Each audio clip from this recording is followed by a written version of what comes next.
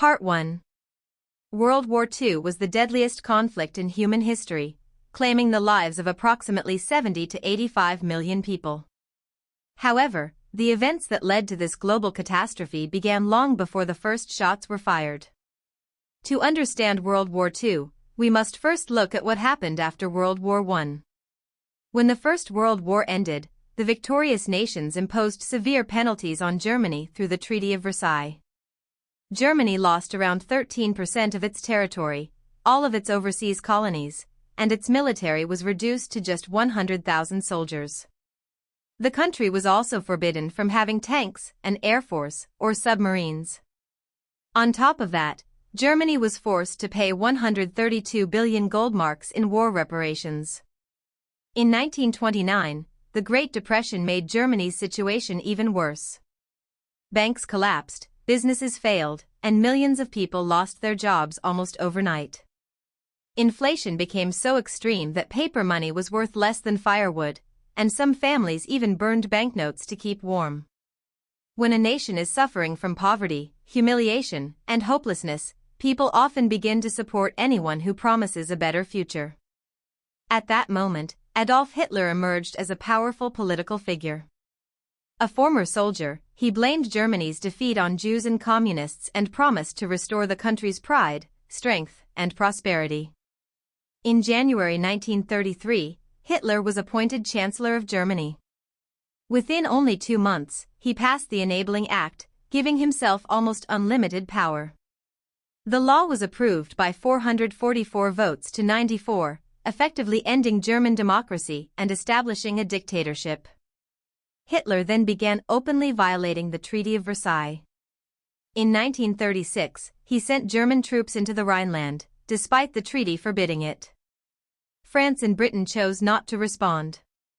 2 years later, in March 1938, Germany annexed Austria, and once again, the Western powers took no meaningful action. Soon after, Hitler demanded the Sudetenland, a region of Czechoslovakia with a large ethnic German population. He assured Britain and France that it would be his last territorial demand in Europe. Trusting his promise, they agreed to hand over the territory without even consulting Czechoslovakia. British Prime Minister Neville Chamberlain returned home believing he had secured peace for our time. However, only 6 months later, Hitler broke his promise by occupying the rest of Czechoslovakia. His word proved to be worthless. Winston Churchill later described the Munich Agreement as a complete and unmitigated disaster, and history would prove that he was right. Fighting. Part 2. The War Begins, 1939 to 1940. By the summer of 1939, Europe stood on the edge of another devastating war. Adolf Hitler had already broken the Treaty of Versailles, annexed Austria, and occupied Czechoslovakia. Although Britain and France had repeatedly chosen diplomacy over confrontation, it became increasingly clear that Hitler's ambitions would not stop. Then, in August 1939, the world witnessed one of the most shocking diplomatic agreements in modern history. Nazi Germany and the Soviet Union signed the Molotov-Ribbentrop Pact, a non-aggression treaty that surprised nearly everyone. Publicly, both countries promised not to attack one another. Secretly, however, they agreed to divide Eastern Europe into spheres of influence. The biggest target of this secret agreement was Poland. Germany would invade from the west, while the Soviet Union would enter from the east. Poland suddenly found itself trapped between two powerful enemies. On September 1, 1939, Germany launched its invasion of Poland with approximately 1.5 million soldiers, supported by thousands of tanks and aircraft. Instead of relying on slow trench warfare, Germany used a new strategy known as Blitzkrieg, or lightning war. Fast-moving armored divisions, coordinated airstrikes, and highly mobile infantry overwhelmed Polish defenses before they could organize an effective response. Only 16 days later, on September 17, the Soviet Union invaded Poland from the east, carrying out its part of the secret agreement. Surrounded from both directions, Poland fought with remarkable determination but had little chance of survival. After about 5 weeks of fierce resistance, the country was defeated and divided between Germany and the Soviet Union. Britain and France had guaranteed Poland's independence. After Germany refused to withdraw its forces, both nations declared war on Germany on September 3, 1939. World War II had officially begun. Surprisingly, the first several months of the conflict were relatively quiet on the Western Front. Although Britain and France were technically at war with Germany, neither side launched a major offensive. French troops remained behind the heavily fortified Maginot Line, while German forces stayed on the opposite side of the border. This unusual period became known as the Phony War, because despite the declarations of war, very little actual fighting took place. The silence ended in April 1940 when Germany invaded Denmark and Norway. Denmark surrendered within only a few hours, while Norway resisted longer but eventually fell under German control. These victories gave Germany valuable naval bases and greater control over the North Sea. On May 10, 1940, Germany launched a much larger offensive, attacking Belgium, the Netherlands, and France simultaneously. The French military believed the main German assault would come through Belgium, just as it had during the First World War. Instead, German armored divisions advanced through the dense Ardennes forest, a region that French commanders believed was unsuitable for tanks. This unexpected maneuver completely outflanked the Allied defenses.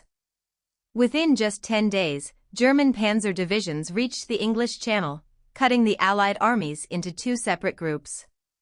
The expensive defensive system France had spent years building was effectively bypassed.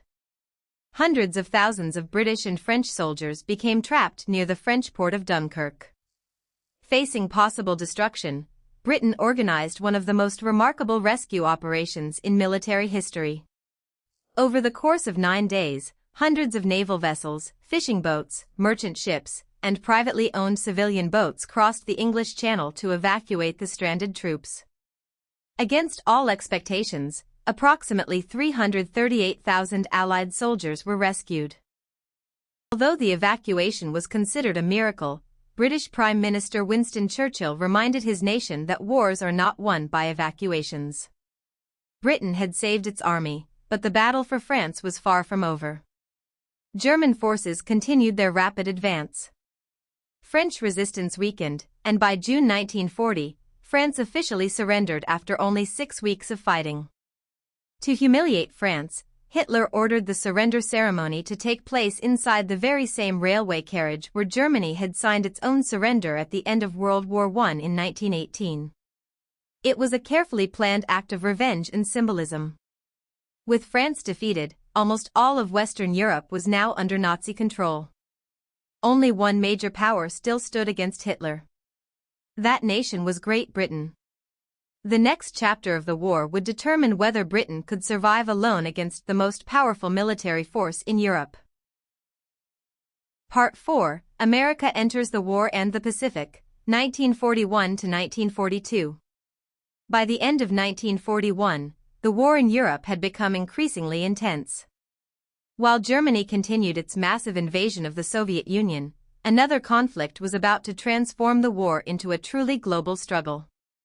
For years, Japan had been expanding its empire across Asia.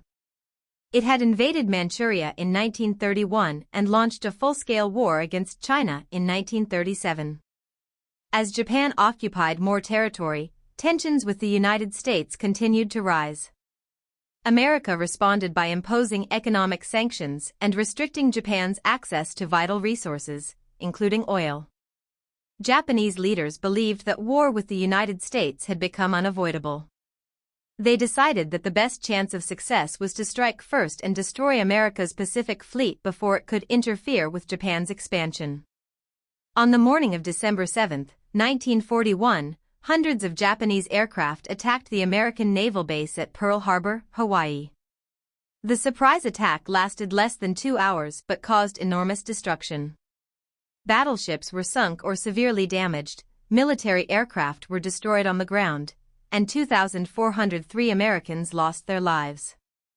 More than 1,000 sailors died aboard the battleship USS Arizona, which remains underwater today as a memorial to those who were killed. The following day, President Franklin D. Roosevelt addressed the American people, calling December 7 a date which will live in infamy. The United States immediately declared war on Japan. Only 3 days later, Germany and Italy declared war on the United States, bringing America fully into World War II. From that moment, the conflict truly became a global war involving nations from nearly every continent. With much of the American Pacific Fleet temporarily disabled, Japan launched a series of rapid offensives across Southeast Asia and the Pacific. Within just 6 months, Japanese forces captured the Philippines, Hong Kong, Malaya, Singapore, the Dutch East Indies, and Burma. The fall of Singapore shocked the world. It had been considered one of Britain's strongest military bases in Asia, yet it surrendered after only a short campaign. It became the largest surrender in British military history. By the middle of 1942, Japan controlled an enormous empire stretching across the Pacific Ocean. However, its rapid expansion would soon face a serious challenge. American intelligence officers successfully broke important Japanese naval codes. They discovered that Japan was preparing to attack Midway Island, hoping to lure the remaining American aircraft